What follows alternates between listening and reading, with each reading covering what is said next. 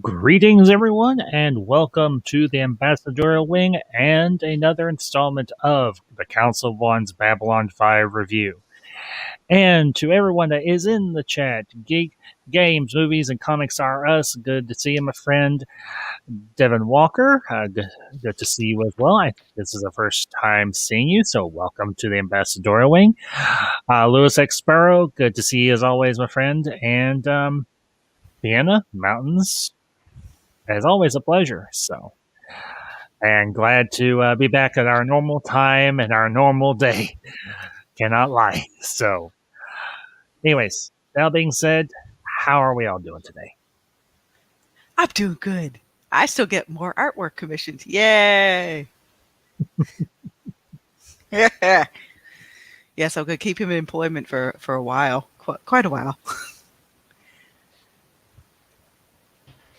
That's about it for me.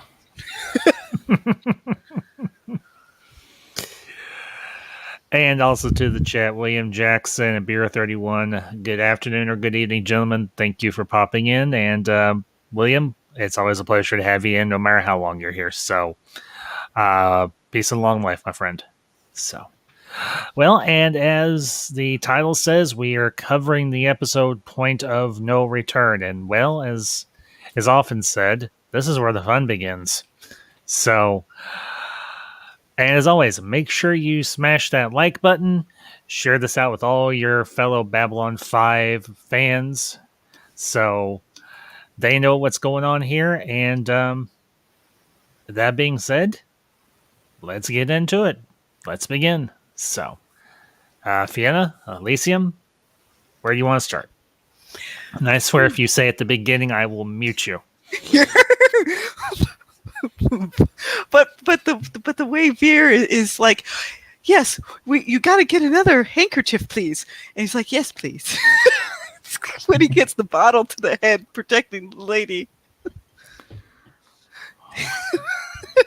Yes. And of course, this episode does feature a cameo appearance by, well, you could almost say, the mother of Star Trek, Majel Barrett, who was the widow of Gene Roddenberry, who also portrayed Lwaxana Troi on Star Trek Next Generation. I think she actually made an appearance on Deep Space Nine, at least a couple. So, a nice little cameo by a sci-fi favorite. So, yeah, I think she also starred in the actual first pilot in the what's it called, The Cage. Mm-hmm. She was number one, and so Lwaxana Troi. Oh, I get the creeps, but Lady Morella, I think, is how Lwaxana Troi should have been portrayed, because she was amazing in this episode, and went to show that it's not the actress was at fault. That Lwaxana Troi, to me, was the most. I prefer to be cocooned in the alien chamber with base huggers and 10 minutes in a room with her. I wish I was joking. Honestly, her portrayal as Lwaxana Troi never bothered me. I think one of the better episodes was Half a Life with the David Ogden Stern from MASH as that one alien scientist, and then the other one, The Dark Place or The Dark Room. I think that was another really top-notch episode with her featured as Lwaxana Troi. And to the chat, Geeks Enjoy Nerdrotica, LDG, Gene, good to see you, bud. Thank you for popping by, as always. So, yeah, we've got a couple of interesting storylines going through this episode. We, of course, have got martial law being enacted by President Clark. Wonderful, very congenial, just awesome fellow President Clark. And of course, I say that sarcastically. And of course, we got a visit, as we mentioned, from what was her name? Lady Morella. Morella, yeah. Yep. She was one of the wives, one of the late emperor's wives. So you actually even have a call back to Turon. Yeah, Turin. Yeah, the late Emperor Turin, the last sane emperor. Well, Londo was saying he was just under coercion.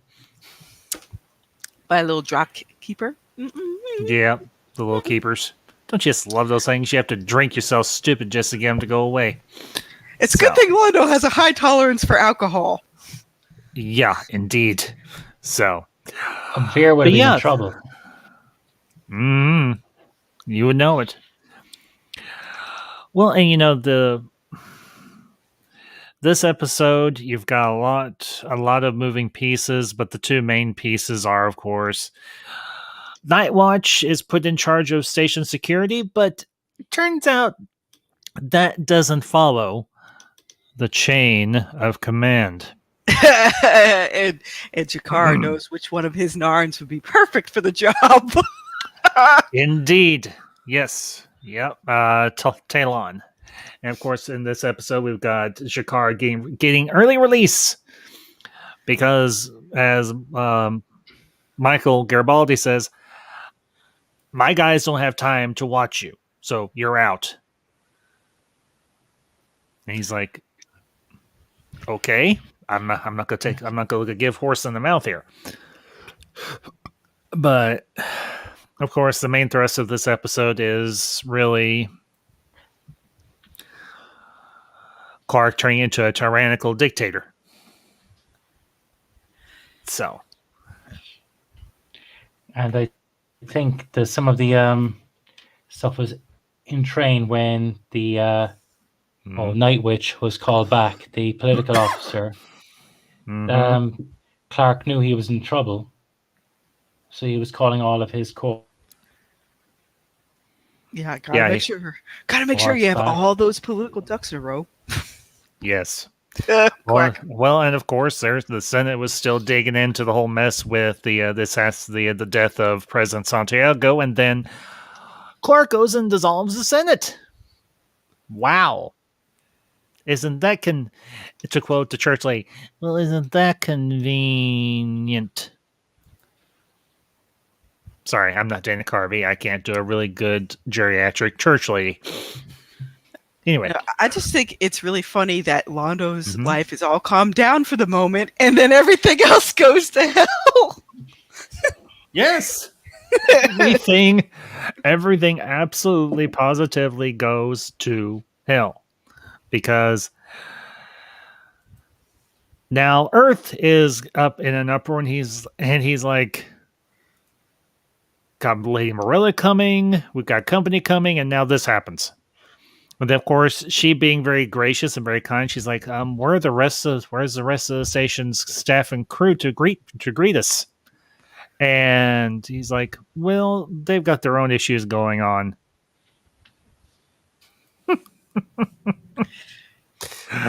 I'll pop Devin Walker's comment up here. If the Senate is all that means the regional governors are in direct control of their territories. Wait, wrong franchise. That's okay, Devin. You're perfectly fine. That's actually good catch there. So, however, they actually have the Death Star below them with Thrall in charge. Just remember. I guess it shoots up rather than down at planets, so to speak. Yes, this is true. Okay. So there you go. But yeah, honestly, this is by far one of my favorite episodes because this really kicks off the whole war against Clark, and it goes a mile a minute. And of course, you've got the head security goon. And I'm just wondering, if Garibaldi put this team together himself, how in the world did this little sleazeball sneak in under the radar? You know which one I'm talking about? The one that always has a constant sinister sneer on his face? Well, yeah, the blonde-haired dude. But the thing is, he was tricked by the hidden Bester agent, though. You know, his former second in command.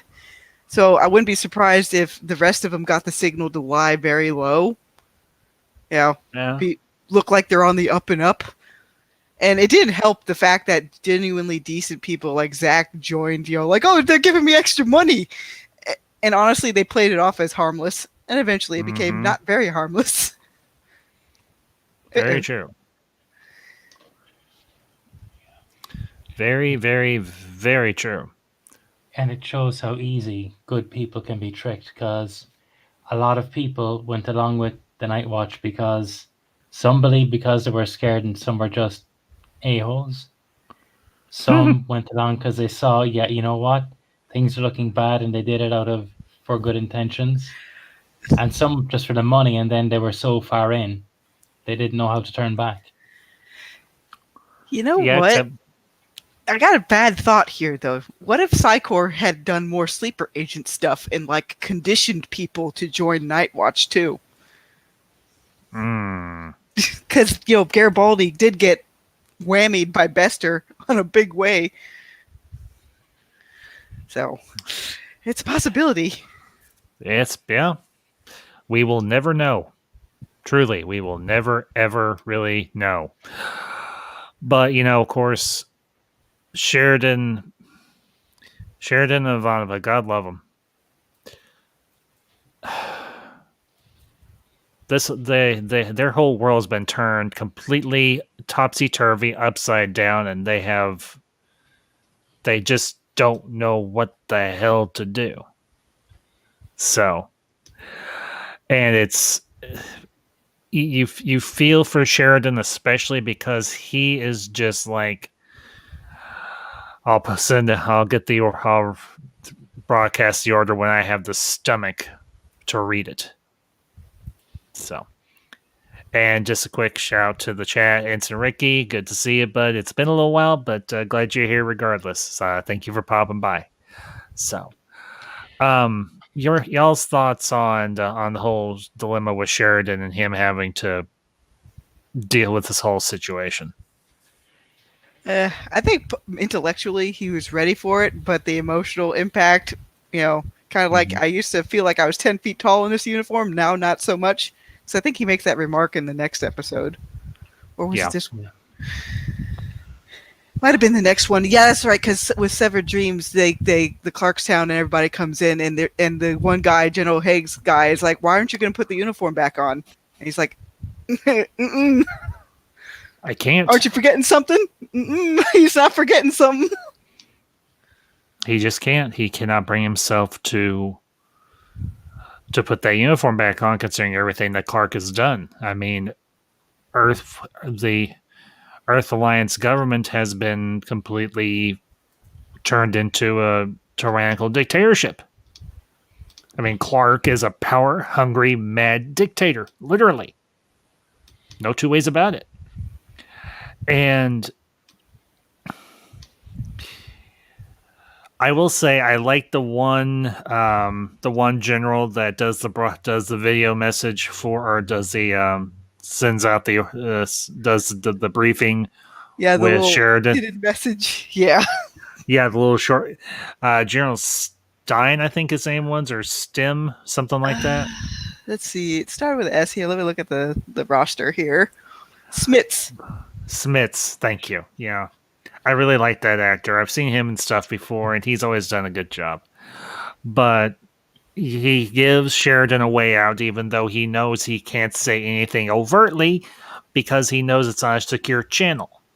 And he is being watched, obviously, because, well, Clark is a paranoid lunatic. Just saying.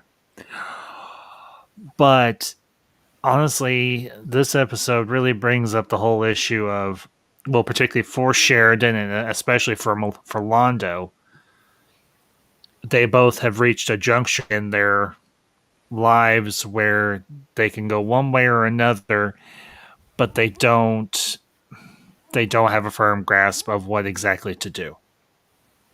So they need guidance, and that's why Lady Morella comes into play for Londo. And fortunately for Sheridan, he only has himself, essentially.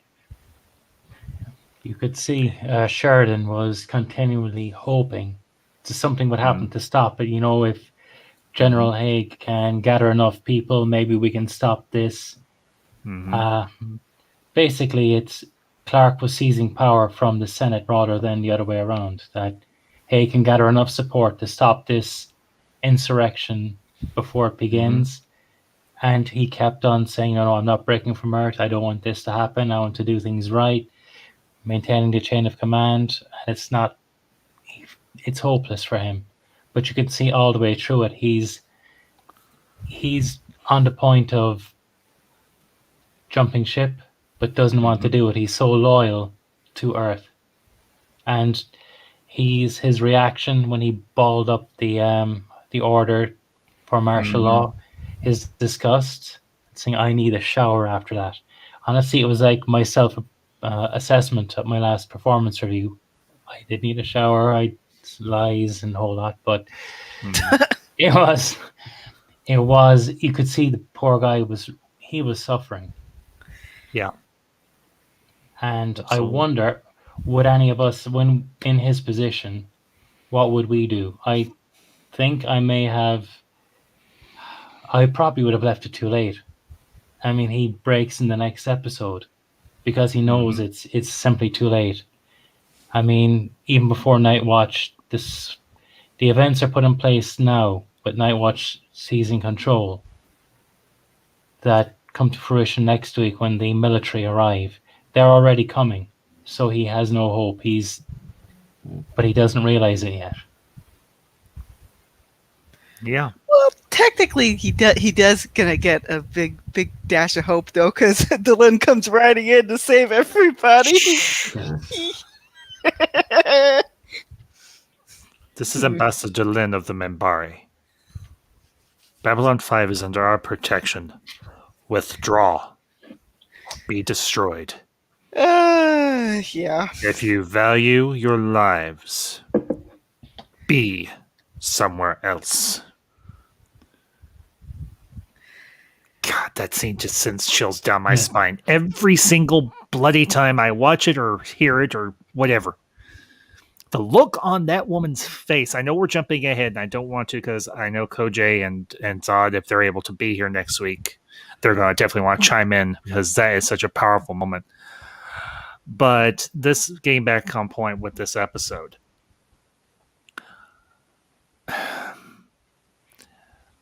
I love one of my favorite moments in this episode is when Wando comes in to see Lady Morella, and she is talking about Turhan, her late husband, and she gives a very beautiful soliloquy for our monologue for him. And I might be reading a little too much into it, and I'll let you two chime in, but I almost get the impression that maybe she was talking not just about the character of Turan, because by this point, I think Roddenberry had passed. I think she was maybe talking a little bit about Gene as well. Vienna, Elysium, your thoughts on that? Yeah, I think it actually was written not specifically for Roddenberry, but it was written about him. Yeah, Vienna, your thoughts? Yeah, it's definitely possible. I guess we could really figure it out if we pick up that darn, behind the scenes stuff, because it probably, maybe even the Lurker's Guide might have gone into it a bit.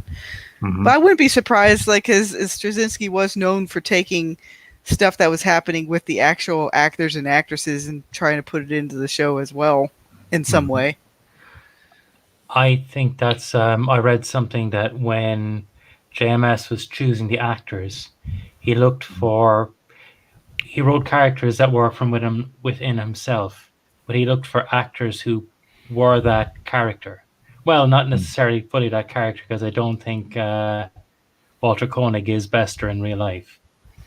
But that many of the virtues he was looking for, he'd find in the actors. Like Bruce Boxleitner is goofy, is a bit of a character. But that there's a lot of the character, he brings a lot of what the actor is into the characters, or look for the character to fit. You know what I mean? Yes. Yeah. I got you. I understand. So, well, and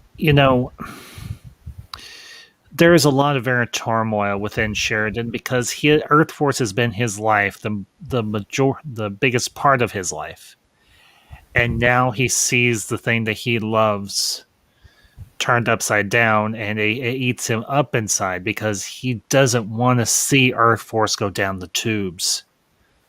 He doesn't want to see it get ruined and destroyed by one man's ambition.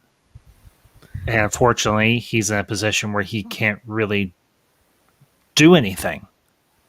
And that's the heartbreaking part. Well, it's not entirely Earth Force's fault because they're being used as a cat's paw by the shadows to like create more growth through conflict. Da, da, da. Yeah. But, here's the thing. The thing to remember about the shadows is they do prey upon people with ambition, and they do prey upon the weak. And I would definitely say that they found somebody exceedingly ambitious in the person of President Clark. So, and... Yeah, but like with anything else with that, he didn't do it alone. Psycor was that big old black box that was helping him out. Thank you, Elysium. Hey, Elysium, are you cool if I put that in the public chat? Yeah, that's okay. I'm not sure if all of it got through, but I just copied and pasted that directly from the Lurker's Guide. The biggest part of it didn't. I think that's good. Yeah, even Washington. Yeah, I'll put the second part that's missing in. Okay, no, that's perfect. Thank you, Elysium. Hold on one second, because I can fix this. This guide is really a great resource for Babel. Yes, it is. I'm gonna. Sorry.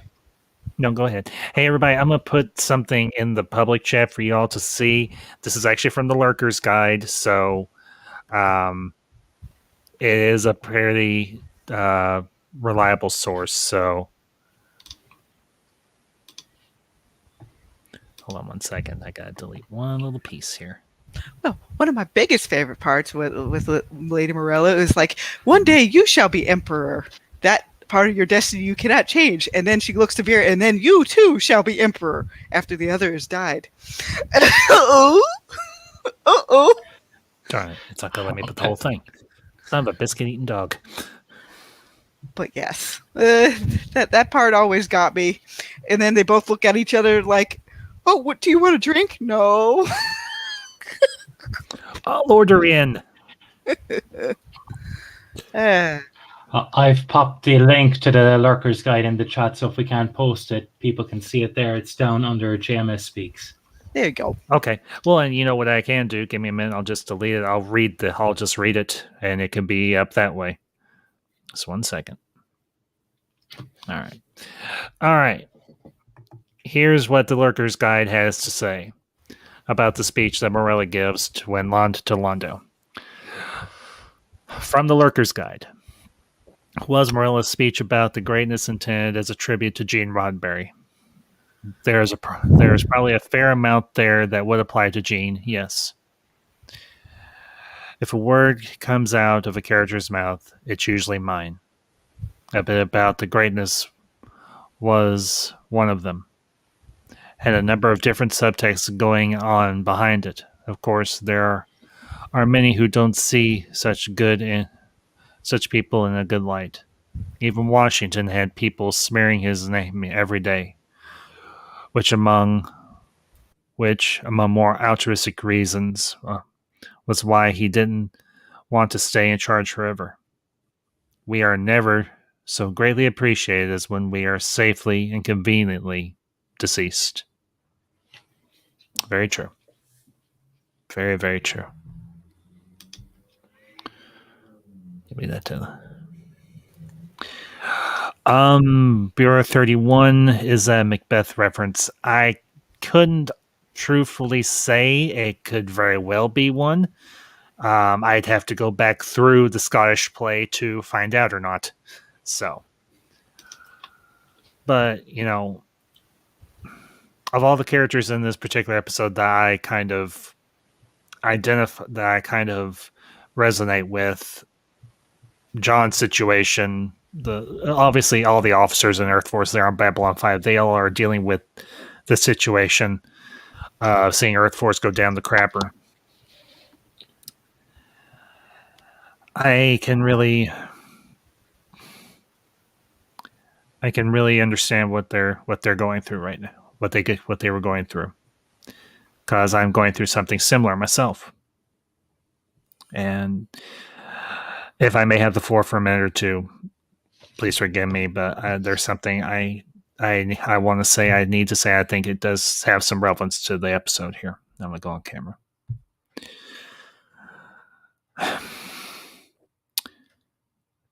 As most of you know, it's very well known by now that I am a devout Christian. Have been since I was young.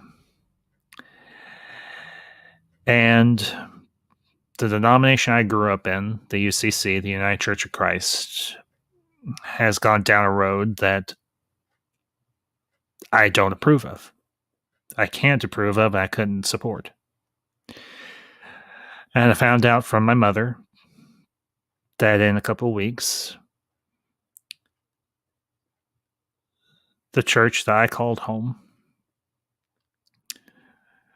the church that my family called home for many generations, will be closing its doors after Easter Sunday. And it's because the denomination itself has gone astray. It's turned its back on God and turned towards the world, which is broken. And I could not help but feel, in a lot of ways, what John Sheridan, what Susan Avava, what Garibaldi, and Franklin were probably feeling. This part of my life has been taken away from me, and there's not a thing I can do about it. I could screech and holler and rant and rail, but it won't change a damn thing. All I can do is mourn. And it kills me inside every time I talk to my mother, because I hear her voice break. And all I can do is do my best to try and console her and do the best to console myself. Because the UCC, the United Church of Christ itself, reached a point of no return.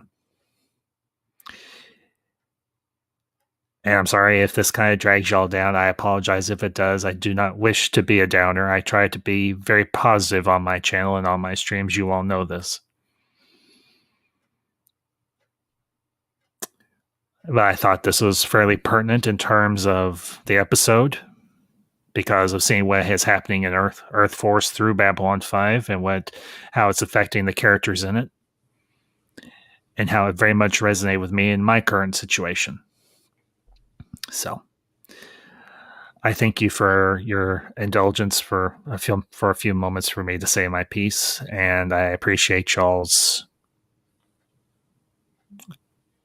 listening. So that being said, we will get back to the episode. So, anyways, back to the episode off my soapbox. Well, I mean, even though they did lose their connection to Earth Force, they still found, solidarity with everybody with the station. Everybody that came and went through that station, and even all the other races around them kind of coalesced around the station. So maybe in a way, other people can do the same. If someone shuts something down, that shouldn't stop people from gathering and, basically celebrating what their faith is. Yeah. Well, the amazing thing is, I can't remember if it's this episode or the next one, when everybody on the station applauds Sheridan. I think it's the next episode, and the rest of the crew for getting them through the entire ordeal with the breakaway from Earth Force. So I honestly,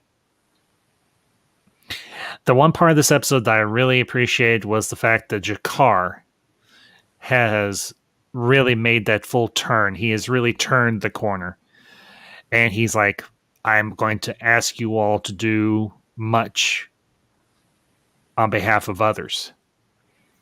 And every single Narn, at least as far as I can tell, on Babylon 5 steps up and answers the call to bolster Babylon 5, because he realizes how important Babylon 5 really, truly is.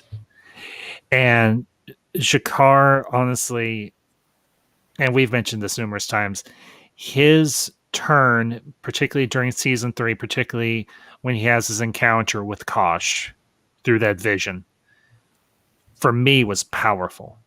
It was palpable. It was stirring and moving.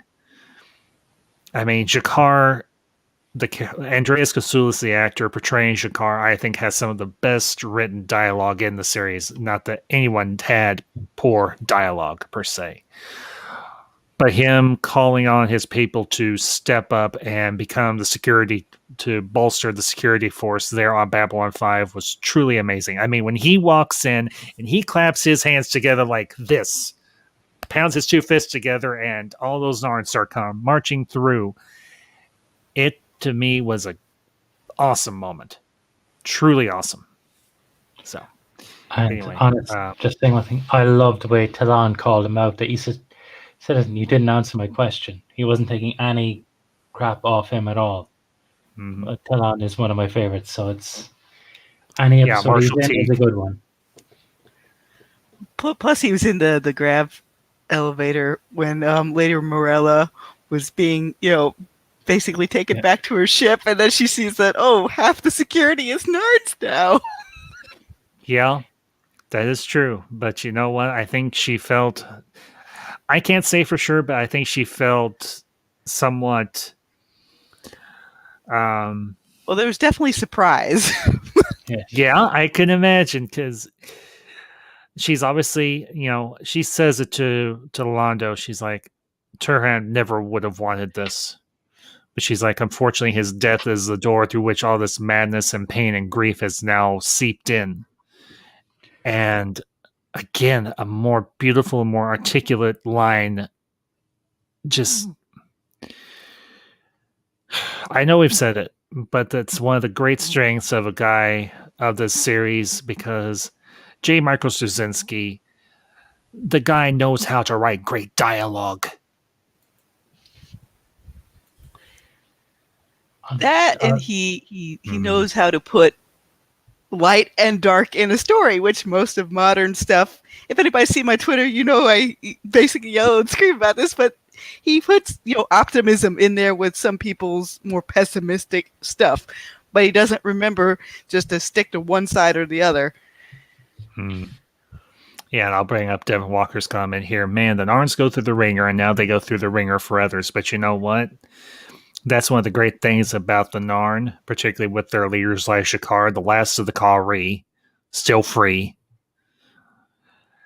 He is a driving force for change and for reform, and he really goes all in. And that's something that I love about this character is, and even at the end of the episode, he's like, I know you are forming an alliance. I know what is going on. Do not play dumb. Do not play coy. I am on your side, but I want in. And Sheridan's like, I'm going to have to talk with the others. And Shakar's like, I have all the time in the world. He's like, I am here to back you up. I am here to stand by your side, and I will do it. Yeah. I seem to remember he also adds, I have all that time in the world. Do you? Who's boy? That's right. Yeah, he does say that, doesn't he? I almost forgot about that line. Yeah. I like the way Sheridan honestly. Sorry. Yeah, go ahead. No, go ahead, Lycium, please. No, sorry about that. I said I like the way Sheridan didn't lie to him, nor does Garibaldi. They're pretty honest with him. They mightn't tell him everything, but they don't treat him as a fool. They treat him as like, yeah, you see, we know, but we can't tell you. And the way Sheridan said, I have to talk to the others. It's not just my decision. It was a nice touch that he treated Jakar with that respect. Is something Jakar can see, and that's something that's why Jakar is there for them now. Yeah. But I can also see why they had to vet him as much as they did, because they almost brought Talia in, and she could have sleeper agent messed up the whole deal. Like, ooh. Mm-hmm. Yeah, totally. But thankfully, they dodged a bullet there. But I think in the terms of Jakar, I think they belabored the point just a little, but at the same time, they did have a lot going on. Well, that and Jakar was the one that initially brought up the issues of the encroaching shadow situation. And if they're probably trying to protect him, and if like they think people think that he's like deluded a little bit, that the shadows won't finish off the job or attack before they're all ready, with the White Star Fleet. So, it's kind of like that one line where they had to choose between the death of millions of Narns versus the death of billions. Yeah, it's like exactly. Ugh. Sorry, I just thought of something. The way Garibaldi released and Jakar, he knows the Night Watch are probably siblings of the Vial of Crowden, the Earth First people in the season 1, and allied to the Centauri. It wouldn't surprise me if somebody on the Night Watch did something to Jakar. I think that's why he was released, not because they couldn't watch him, but because for his protection. Yeah, that's very likely, Elysium. Good. That's a good insight as always. So, but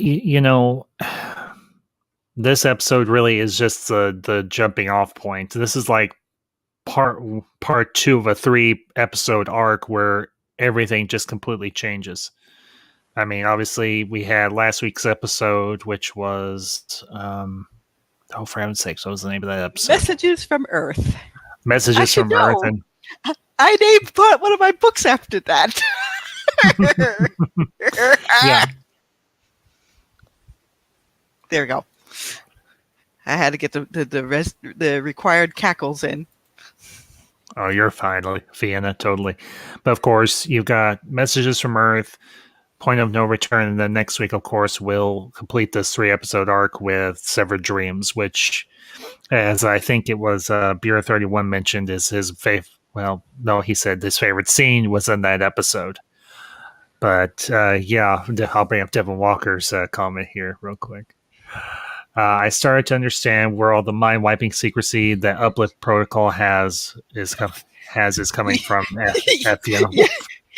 Yeah, because unfortunately, the way it's set up, like they're trying to be like, big old bad guys. Yeah, we're pretending to be dumber than we are. Indeed. We see nothing. We know nothing. But really, we know much things. Indeed. Yeah, honestly, kind of going into the whole situation with Veer and Londo and Morella giving her prophecy, and I love that she conditions everything or disavows everything. If you say I said this, I will disavow it. This never took place, and this is for your ears only. If I find out, I will deny it until forever. But of course, we all know that Londo and Veer wouldn't go spraying this around. They're not that dumb. So no, in fact, Veer with this whole proclamation, he's like, "Me, Emperor? Are you freaking kidding me, lady? What?" And she is like, "We do not joke in the face of prophecy, Veer Kodo." And he's like, okay, I'm just going to shut up now. She's like, I am indeed just going to shut up now, and I'm going to listen to this lady that's a lot wiser than I am and a seer. And, unlike the time with the techno mages, I think that in this particular instance, Londo touching her hand was indeed by accident. I don't think he intentionally did what he did. So I actually liked that little point there where he wasn't trying to actively try and make contact with her. He just happened to when he handed her that cloth and everything. So while she was tending to Veer. So I really love that part. So. That, and I think some of her flashbacks had a little bit of that with that other seer that saw Babylon 5 blowing up, back in season 1. I think there's like little audio echoes of that. Maybe a little, maybe. Yeah. Well, and,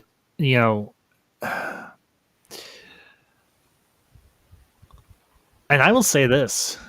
Majel Barrett, I don't know if that was a bald cap or whatever the case may be, but she doesn't look half bad bald. Although So, apparently the Centauri ladies don't shave their heads until later, because I remember that one in the beginning movie Adira. where well, and then the little girl that's there, you can see the cap on her head, but underneath it is a full regular head of hair, just done up, and it's like, oh, okay, so they don't shave their heads until later. Okay. I don't think they shave their heads until maybe when they get married or whatever the case may be. I think that's maybe when that does happen. So, could just be a guess. But now, but it's kind of funny. With the Centauri, the ladies shave their heads. With the Ferengi, the women don't wear clothes. And then the fact that Quark's mom wants to do a whole revolution.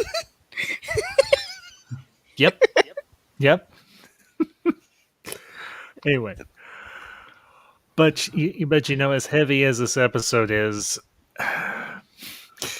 when Garibaldi goes to release Jakar, and you hear Jakar singing. That was mentioned in the previous episode where they're wondering are you being tortured in here. It did sound like if it was torture that bad, I don't want to see it. I think that's worse than what he faces in Cartagia's Pleasure Palace. Oh, I think you mean Cartagia's House of Pain. That's the one. Yes. You know, if the not everyone may get this quote, and that's okay if you don't.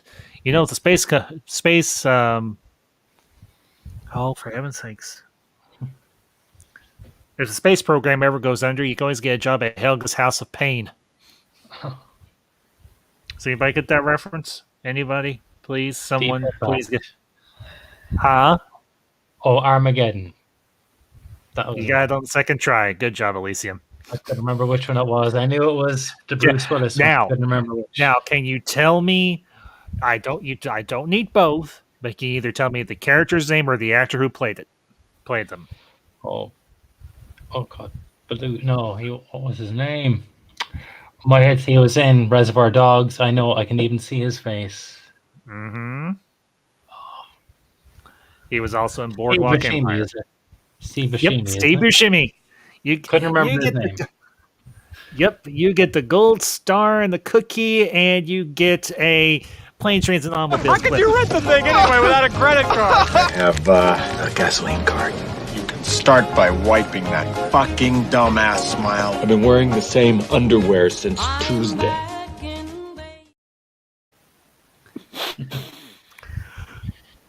So, there you go. There's your reward. Excellent. Anyway. Oh, heavens. Okay.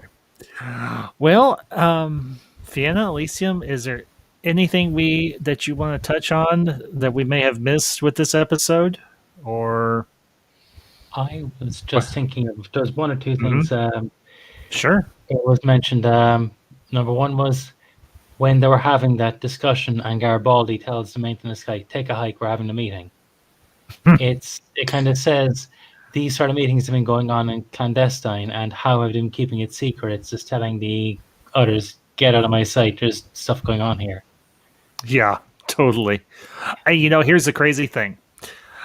A couple of years ago, my in-laws, well, particularly my father-in-law, gave us a toolbox with some tools in it and everything when we moved into the home that we're renting. The toolbox that mechanic or whatever was carrying, exact same type, except it's got some black and yellow caution tape around the bottom. I mean, it is the exact same toolbox. Because I recognize the latches, I recognize the design, the whole shebang. Now, son of a gun.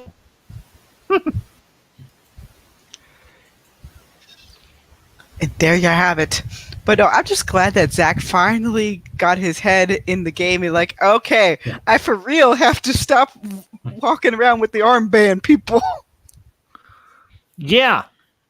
Yeah, Zach finally pulls his head out of his ass. Took you long enough, Junior. Just But then again, you'll also have Lockley's point of view of why so many Earth Force officers basically kind of buried their head in the sand because they didn't want their families put up against a wall and shot. that's true. That's true. And to be fair, Sheridan himself hasn't even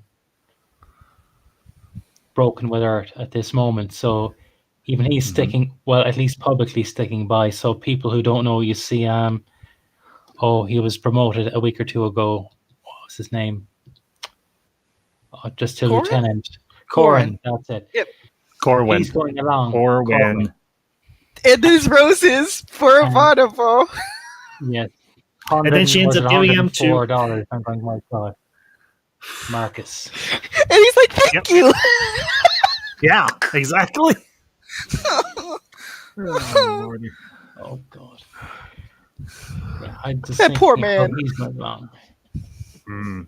Indeed. So. There was one other thing I was thinking of is Veer's report. I just thought it was funny the way Londo was just twisting without you kidding lying. me? And just to bear fruition, in 3 episodes' time, you see the result where they talk about when Veer hands in the report and Verini, the guy who becomes regent, is reporting back. Yes, we've read your report. Did Londo look over it? We see his fingerprints all over it. Next time, I like the way he reminded me of Saul tying that one. He looks incompetent and bumbling, but he's really sharp and clever. He didn't miss a beat. He said, we want the truth. We don't want you messing. We don't want you reporting. We actually want the truth. Cartagia, he's crazy. He was happy with it. But we need to know what's going on. And I really liked that. And also that Veer listened to Londo, despite what he called all the names he pretty much called Londo on and off screen here. Well, he's also the guy that makes the pastels line later on. Yeah. But even then, he basically just tries to warn them that, the Drakh are on the planet later, but he can't say it directly because he unfortunately gets a keeper on his neck too. So, yeah, that guy was definitely a lot more sharp than they gave him credit for. He survived a Mad Emperor and an assassination or two. And the best insult for Cartagia, even though he's a lovely guy, you can see his face. He had the best insult for Cartagia. When your family tree is a family bush, you can't hide as much underneath it. That is true. Yeah. And I'll bring up Devin Walker's question here. I wonder why Nightwatch didn't try to place Sheridan and staff under arrest when the martial law came down. Devin, I think the one possibility is they knew that there were still a lot of security team that were on the side of Sheridan and Garibaldi, and I think they may have realized they didn't necessarily, if they tried to pull that, they would have played their hand, and then the whole station would have turned on them. Because let's be honest here, the majority of the station has a lot of respect for Sheridan and for Ivanova and Garibaldi. And for Franklin to also. So that, and if I had to honestly add, Bester probably obfuscated some things because he found Sheridan and crew useful for other stuff outside the Corps. Yeah, that's a possibility too. So that's one possibility, Devin. But hey, that is actually a really good question. So thank you for bringing it up. Appreciate it. So. But yeah, honestly, I think it was very likely that even as powerful as Nightwatch was being in charge of security, they realized if they tried to go toe to toe with Sheridan and everybody else on the command staff, they would have had a fight on their hands that they probably would not have won. Well, that, and even in the next episode, the follow-up group that was coming in, Haig's second in command had to tell them they're bringing in replacements for all of you, with this invasion. Yep. So Clark wasn't going to hold off for too long, really. And it's just made everything come to a head quicker. Yeah, very true. And I'll bring up Louis Sparrow's comment here. I brought the script for these episodes, Babylon 5, All My Words, as part of the series I rewatched the most. Louis, that's awesome, dude. Truly. So, but yeah, there are so many pieces at play, so many parts at work that everyone doesn't have the full picture. And I think once the word got out, and we'll cover this next week as well, when Sheridan decided, look, they're bombing Mars, they are trying to take over Proxima 3. Proxima 3. That Sheridan was like, no, we're not just gonna stand by and do nothing. We're gonna cut ties with Earth as well. I'll bring up Devin's question here. You think Clark would have his state secretary equivalent bear armed and armored for a fight? That's actually not a bad observation, Devin. Go ahead. One thing I'll bring in something from Honor Harrington from Weber's series. The state sec people from the People's Republic of Haven weren't armed very well because Rob St. Pierre feared an uprising from his own watchdogs. Mm-hmm. So they made them kind of dumb and armed on purpose, like in certain ways, to control them, to be a useful lapdog rather than bite them. Right. Excuse me. Yeah. That I think. Yeah. Well, if you realize too, it wouldn't be until much, much, much later that we would discover that they had been experimenting with shadow tech. Apparently, they had taken enough of the armor, or they found another ship, or whatever the case may be, that they were able to create those advanced class destroyers, Earth Force destroyers with shadow tech. So, and he placed them under the command of Clark's most stringent and fanatical supporters. So, Let's pop something else into the private chat that JMS wrote about why people have been passive, like Sheridan, like the populace. mm-hmm. And it's an interesting read that might go in. Okay, and I'll read this. Here's the number one rule. A population will always stay passive for as long as they perceive that they stand to lose more by opposing the government than by staying quiet. It's when they have little or nothing left to lose that they rise up, and the politicos first, and then more reluctantly the general population. And I think that's very true, and at play in Babylon 5. Yeah, because let's just say even in Harrington's universe, the military, the actual military that still understood what they were supposed to be fighting for, were the first ones to put the bullets in the brains of the evil people that were in control of the government. Yeah. Well, if you think about it, in the last episode, or the previous episode, it isn't until the very end when Clark realizes he's about to be found out that he was responsible for Santiago's assassination that he declares martial law and dissolves the Senate.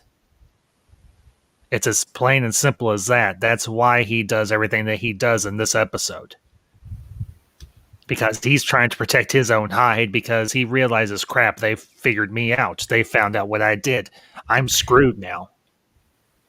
Yep, and it gets even worse when the reformed government tries to take Clark out, personally, and guy puts a bullet in his brain and puts the defense grid onto, hey, I'm going to scorch the earth. Yeah, pretty much.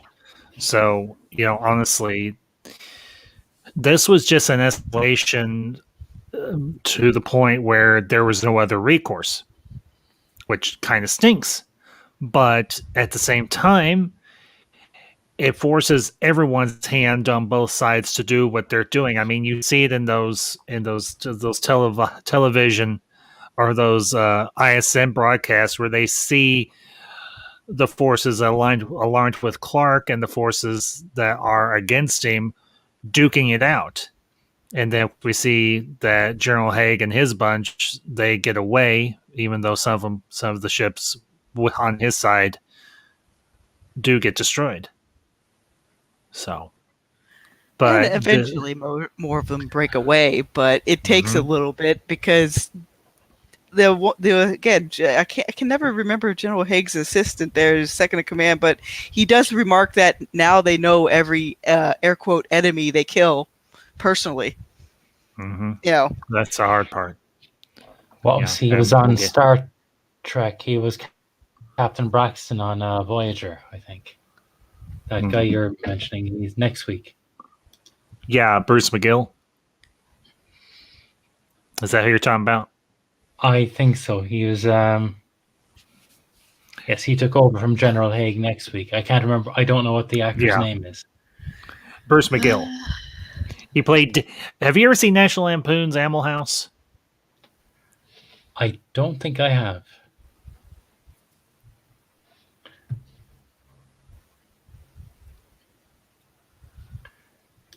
What? Yeah, that's on the watch list. Okay, Ed Ryan. That's that Major Ed Ryan. That's who it is in the next episode. Okay. Yeah.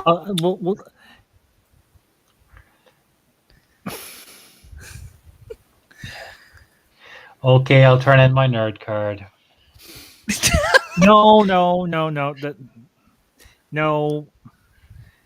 You don't have to turn in your nerd card because that's not like a prerequisite for being a nerd, but it's one of the probation, maybe. No, you're not. You're not on probation, but you're gonna have to sit through this clip.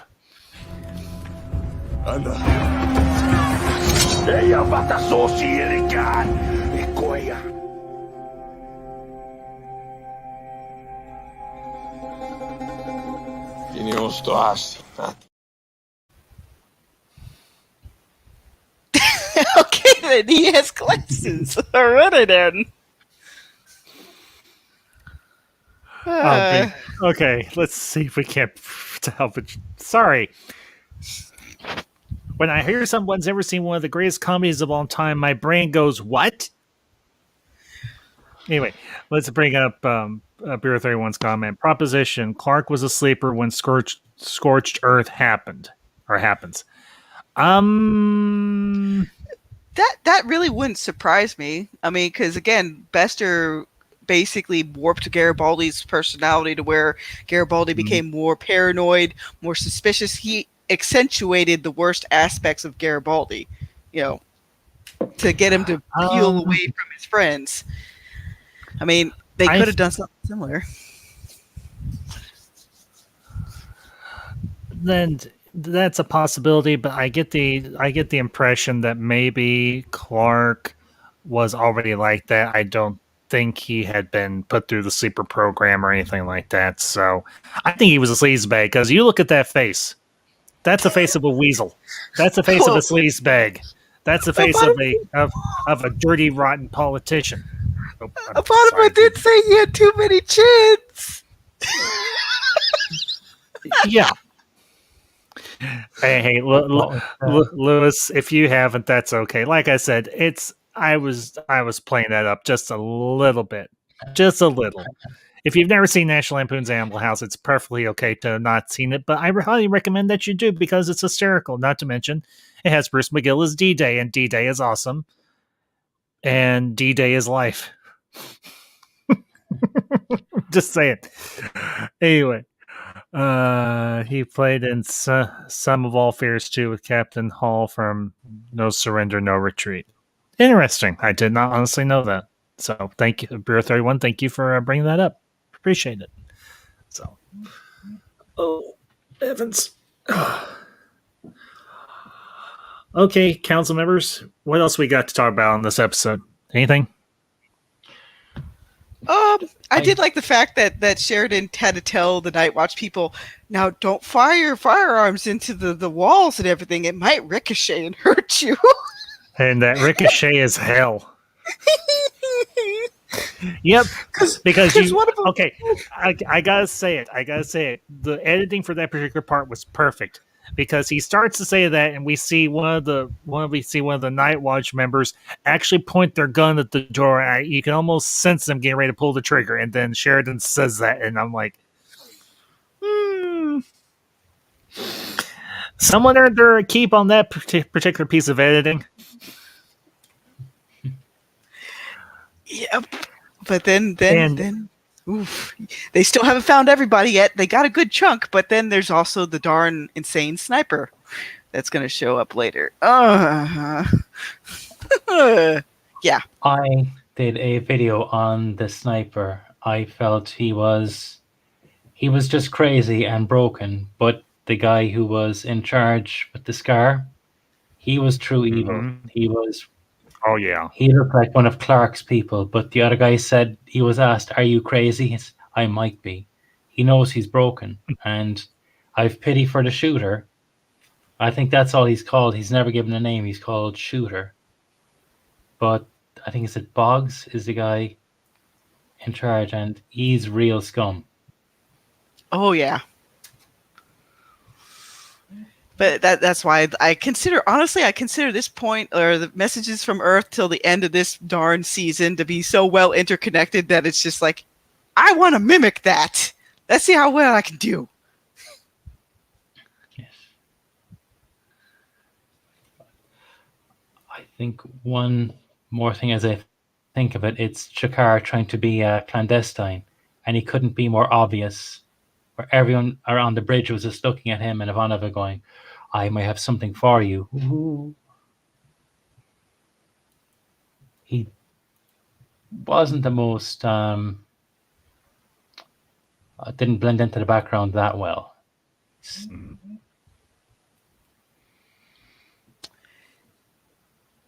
So, yeah, but you know what? The thing about Shakar is he doesn't have to necessarily be clandestine or sneaky. He just needs to be Shakar. And let's be honest, Shakar is awesome. Shakar is great. Shakar is life. Put your face in the book of Jakar. No, put your face in the book of Jaquan. And you call yourself. You call yourself a geek? No, it was near the end. It was near the end of season 5, because they're all reading from the book of Jakar, and he's saying, "Where did you read that part?" It was in the early portion, and that's when I was a much more angry Narn. So they really were reading the book of Jakar. I've just got this to say. Yes.